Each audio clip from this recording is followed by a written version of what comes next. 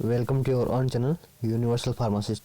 Today we are discussing drug distribution system in hospitals. There are different kinds of drug distribution system in hospitals for inpatient and outpatient. The first is individual prescription order system, in which it is a type of drug distribution system wherein physician write the prescription for the individual patient who obtain drug from any medical store or hospital dispensary.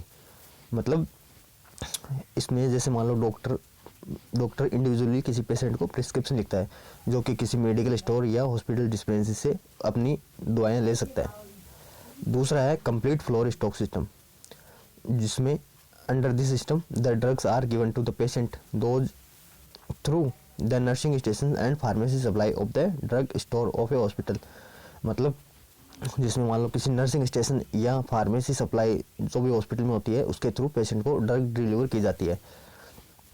This drug may be classified under separate headings each of which serve a specific purpose.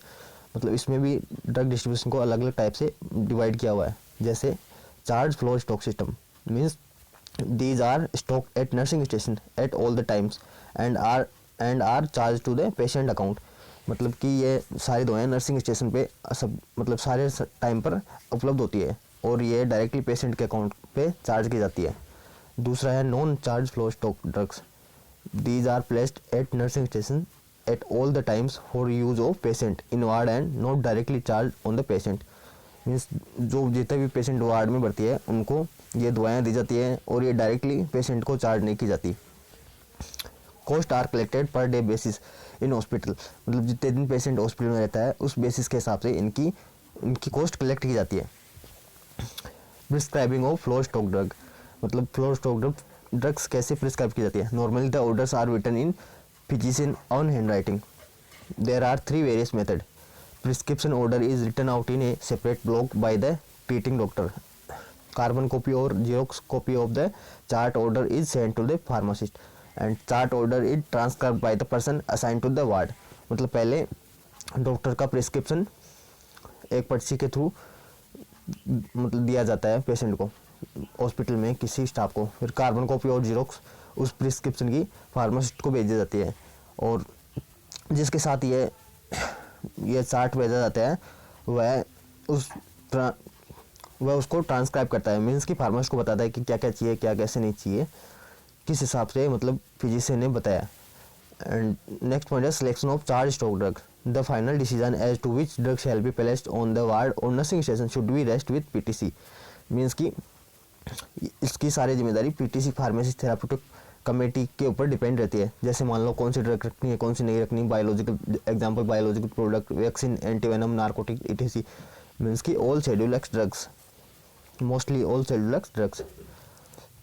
Selection of non-charge floor stock drugs. In this section, various aspects have to be considered: cost of preparation, frequency of use, the quantity, the effect on hospital budget, and reimbursement from the third party। Means कि ये सारे factor consider किए जाते हैं।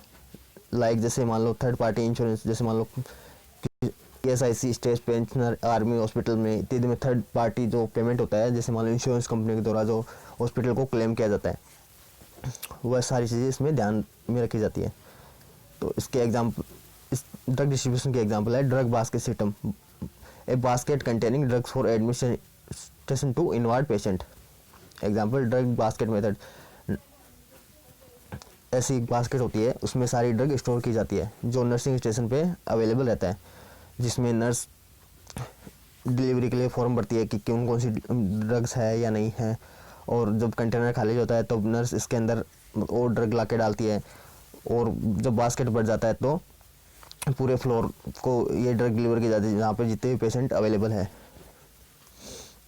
दूसरा है mobile dispensing unit, a specially constructed stainless steel cart. Means कि एक कार्ट होती है जिसमें पूरे वार्ड में ड्रग सप्लाई की जाती है और जिस पेशेंट को जिस हिसाब से जरूरत होती है उसके हिसाब से ड्रग सप्लाई की जाती है। और तीसरा है combination of individual drug order and floor stock system. Means कि ऊपर वाले दोनों भी मेथड है जो इसमें कंबाइन किए जाते हैं, जो कि आज के टाइम पे बहुत कॉमन है। मतलब किसी भी तरीके से ड्रग सप्लाई की जाती है, ड्रग डिस्ट्रीब्यूट की जाती है।